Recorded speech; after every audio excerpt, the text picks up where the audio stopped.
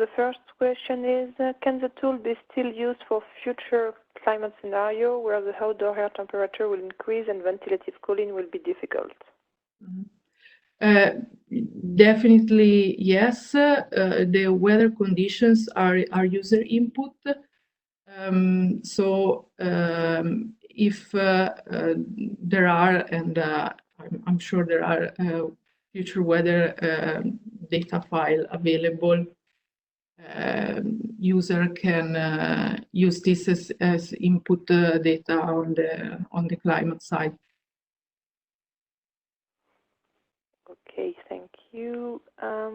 The second question is about the influence of CO2 concentration and ventilation, ratio of number of people and their activity to CO2 concentration.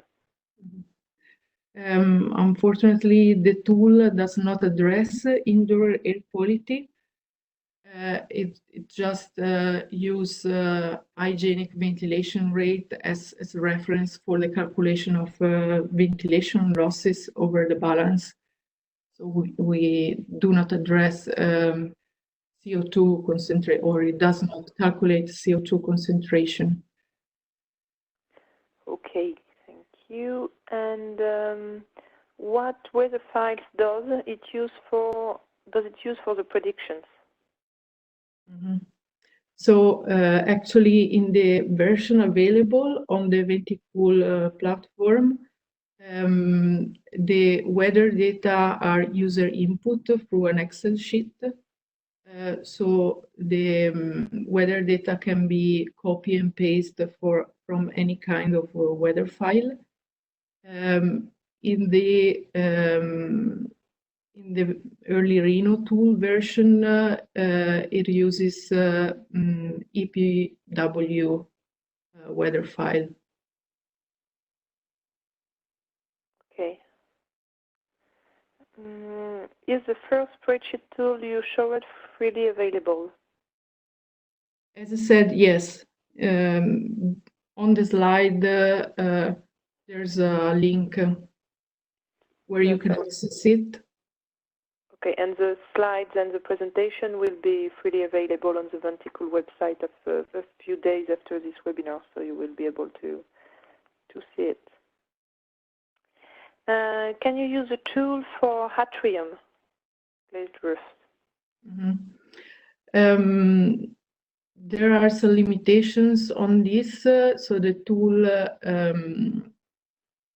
calculates the balance of a reference room, and so it is a sort of a lumped model. It doesn't take into account about thermal stratifications within the room, so it doesn't represent very well the conditions you have in a big atrium with a glazed roof.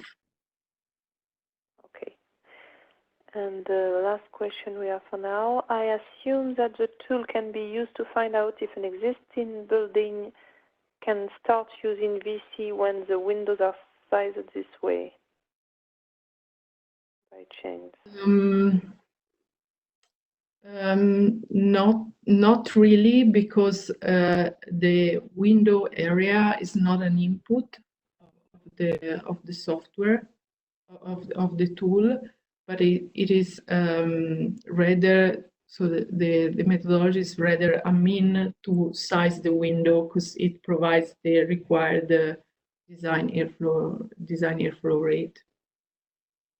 So then window design shall be checked using other kind of tools, such as building performance simulations tool, I mean more detailed ones.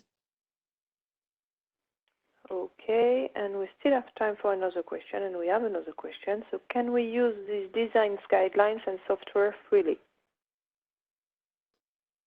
Yes, as we said before, the first spreadsheet is available on the Venticool platform, as well as the Ventilative Cooling Design Guide. Okay, and we have a lot of questions. And the tool only considers buoyancy-driven ventilation. Can we assume that when wind is present, the results in terms of ventilative cooling are almost always better? Does it take into account wind, and would it be better with wind? Yeah. Actually, the tool considers only the cooling potential of outdoor air. So it is based on temperature differences. Regarding so it doesn't take into account wind-driven ventilation, neither wind potential.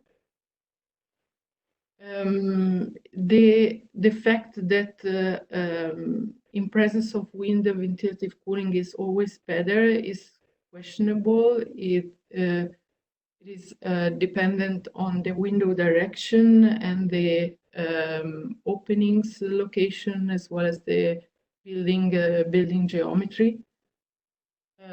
So it is something too detailed to be evaluated through this kind of tool.